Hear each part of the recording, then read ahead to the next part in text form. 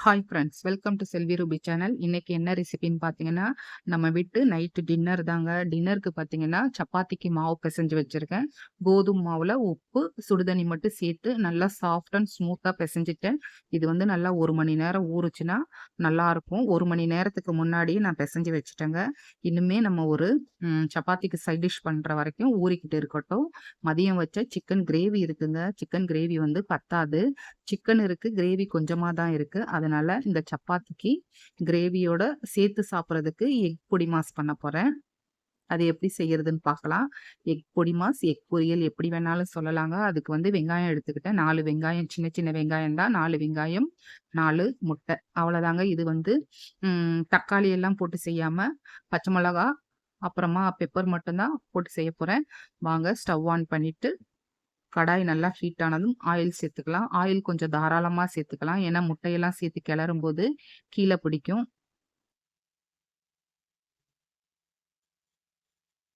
Oil நல்லா heat ஆனதும் cut பண்ணி வச்சிருக்க வெங்காயத்தையும் உள்ள சேர்த்துக்கலாம்.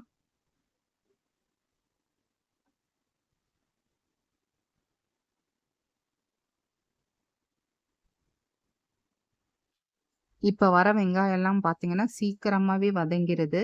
அதனால லேசா வதக்கினாவே போதும்.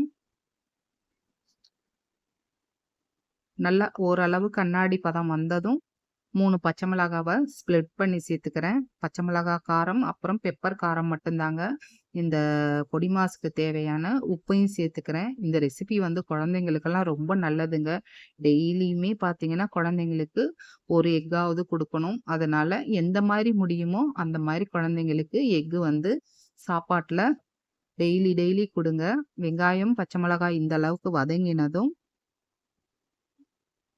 இப்ப நல்லா தாராளமா 2, 3 கொத்து கருவேப்பில சேர்த்துக்கிறேன். இந்த எக் பொடி மாஸ்க்கு வந்து கருவேப்பில சேர்த்துக்கிட்டோம்னா, கருவேப்பில வாசம் வந்து நல்லா கம கமன்னு இருக்கும். கருவேப்பிலையும் நல்லா ஃப்ரை ஆகட்டும். சிம்பிளான ரெசிபி தாங்க, எல்லாருக்கும் தெரியும். இருந்தாலும் ஒன்ஸ் உங்களோட நான் ஷேர் பண்றேன். இப்ப எடுத்து வச்சிருக்க 4 முட்டையும் 1 பை 1 உள்ள உடைச்சு ஊத்திக்கலாம். இந்த சப்பாத்தி கூட காரமா ஒரு கிரேவி, குருமா இந்த மாரி பண்ணும்போது, ஃப்ரெஷ்ஷான குருமா, வெஜிடபிள் குருமாலாம் இருந்துச்சுன்னா, இந்த எக் பொடி மாஸெல்லாம் தேவைப்படாது. சிக்கன் கிரேவி, இல்ல மட்டன் கிரேவி இந்த மாதிரி இருக்கும்போது, காரம் இல்லாம இந்த மாதிரி ரெசிபி பண்ணி சேர்த்து சாப்பிடும்போது, டேஸ்ட்டு நல்லாருக்குங்க. எங்க வீட்ல பார்த்தீங்கன்னா, மோஸ்ட் ஆஃப் த டைம் பார்த்தீங்கன்னா, நைட்டு டின்னருக்கு பார்த்தீங்கன்னா, சப்பாத்தி தான். தோசையெல்லாம் பார்த்தீங்கன்னா, எப்பயாவது தான் தோசையெல்லாம் நைட்டுக்கு பண்ணுவோம். மோஸ்ட்லி வந்து பார்த்தீங்கன்னா, நைட்டு டின்னருக்கு சப்பாத்தி தாங்க. இப்ப கொஞ்சமா மஞ்சப்பொடி சேர்த்துட்டு, நல்லா மிக்ஸ் பண்ணி குடுத்துருவோம். நல்லா இந்த மஞ்சப்பொடி, வெங்காயம், பச்சை மிளகா, கருவேப்பிலை எல்லாம் முட்டையோட சேர்த்து, நல்லா இந்த அளவுக்கு நல்லா ஃப்ரை பண்ணிரலாம். அடுப்ப நல்லா ஸ்லோவா வச்சுக்கிட்டோம்னா, கீழ பிடிக்காம இருக்கும். கொஞ்சமா மிளகுத்தூள் வந்து ஃபைனலா சேர்த்துக்கிட்டோம்னா, வாசம் நல்லாருக்கும். டேஸ்ட்டும் நல்லாருக்கும். சிம்பிளான ரெசிபி தாங்க. அவ்வளோதாங்க. இந்த முட்டை பொரியல் ரொம்பவே ஈஸியான ரெசிபி, ஹெல்த்தியான ரெசிபி. முட்டையில பார்த்தீங்கன்னா, நெறைய புரோட்டீன் இருக்கு. அதனால கம்பல்சரி எல்லாருமே முட்டைய வந்து அடிக்கடி எடுத்துக்கணுங்க. இப்ப சப்பாத்திக்கு தவா வச்சிருக்கேன்.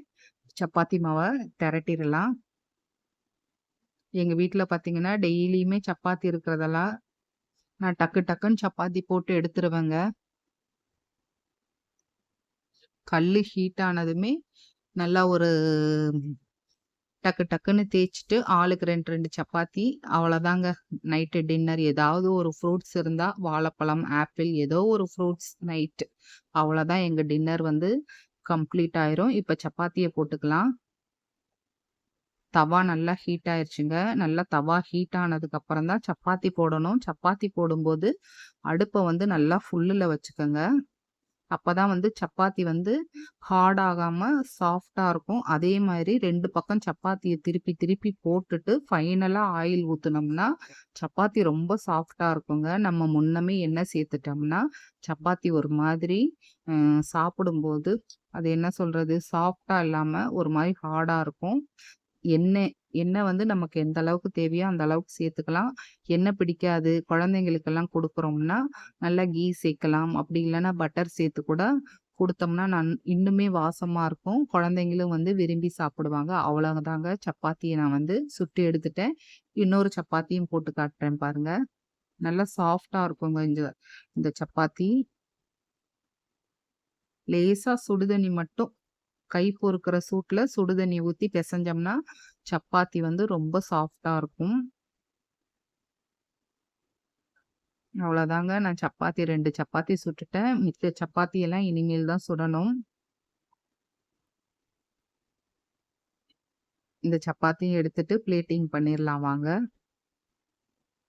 நல்ல சூடான சப்பாத்திக்கு முட்டை பொரியல். இப்ப நம்ம பண்ண முட்டை பொரியல் சேர்த்து, மதியம் வச்ச சிக்கன் கிரேவியோட சாப்பிடும்போது ரொம்பவே டேஸ்ட்டு நல்லாருக்குங்க. இந்த மாரி காம்பினேஷன்ல எத்தன பேருக்கு சாப்பிட பிடிக்கும் அப்டின்ட்டு கமெண்ட்ல கட்டாயம் சொல்லுங்க. சிக்கன் கிரேவி வச்சுக்கலாம். கொஞ்சம் சப்பாத்திக்கு ஸ்பைசியாவும், அதே சமயத்துல காரம் இல்லாமயும் இருக்கும். இப்ப சப்பாத்திய நான் பிச்சு காட்டுறேன் பாருங்க. எந்த அளவுக்கு ஸ்மூத்தா இருக்கு பாருங்க. 2டே விரல்ல நான் பிச்சுட்டேன்.